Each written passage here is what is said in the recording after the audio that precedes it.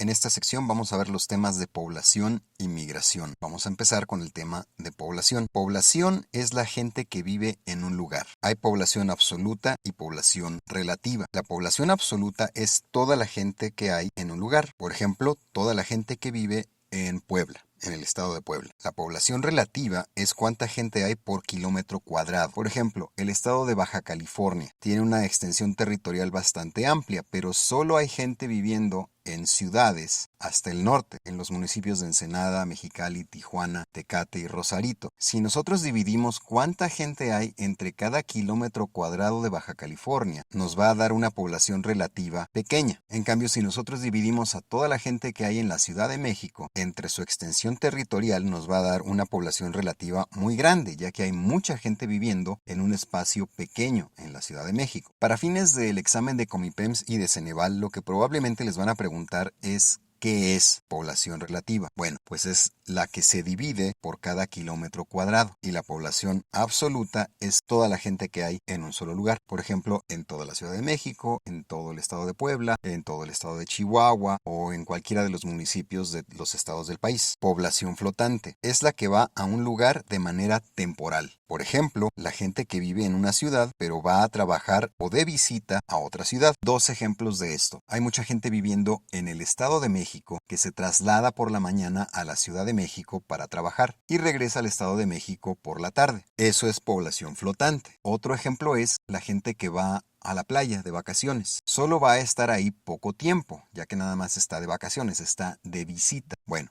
eso también cuenta como población flotante. Población urbana y población rural. La población urbana vive en las ciudades. Tiene mayor acceso a educación, empleos y servicios públicos. Esto no lo estoy diciendo yo. Esto viene en las guías de Comipems y de Ceneval. Y lo estamos poniendo aquí pues porque vienen las guías. Entonces, si les llegaran a preguntar sobre esto, eso es lo que Ceneval y Comipems quieren como respuesta. La población rural vive en el campo. Tiene menos acceso a educación, a empleos y servicios públicos. De nuevo, esto no lo digo yo, esto lo dicen las guías de Comipems y de Ceneval, y eso indica que Comipems y Ceneval quieren escuchar esto como respuesta si les llegan a preguntar por la descripción o las características de la población rural. Población en México está concentrada en localidades urbanas. Esto quiere decir que la mayor cantidad de gente que hay viviendo en México está en las ciudades. Pobreza extrema. En México, la pobreza extrema se identifica principalmente en la población rural e indígena, que presenta mayor marginación. Lamentablemente, esto es cierto. No es nada más que lo digan las guías de Comipems y de Ceneval. Los municipios en México que tienen la mayor cantidad de pobreza son en zonas rurales e indígenas. Como consecuencia,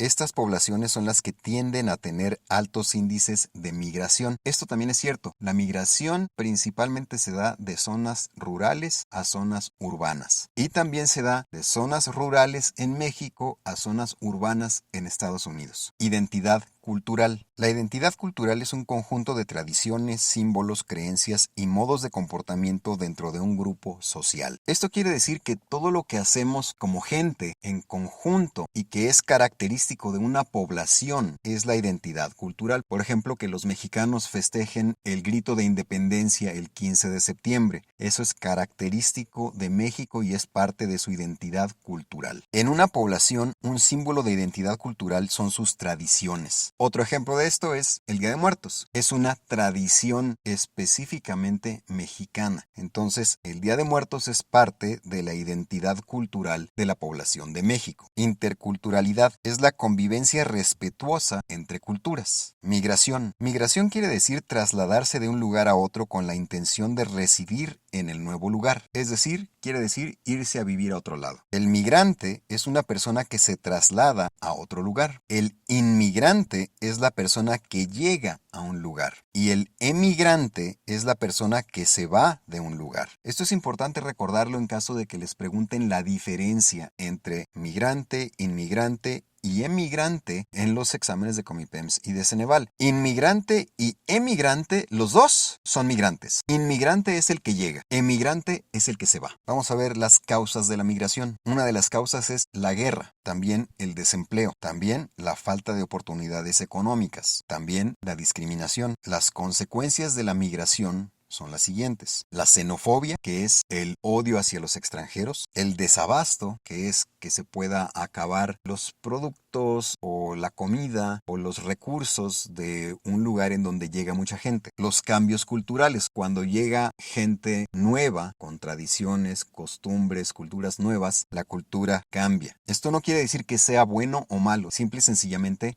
cambia. Los efectos positivos de la migración son los siguientes. El fortalecimiento de la economía. ¿Por qué? Porque cuando llega gente nueva a un lugar, entonces hay más mano de obra y más capacidad de ese lugar para producir. No solo para consumir, también para producir. Otro efecto positivo de la migración es la evolución cultural. Es decir, las culturas van evolucionando cuando llegan migrantes. Las culturas se van transformando, van cambiando, se van enriqueciendo con las nuevas culturas. Con esto terminamos la sección sobre población y migración.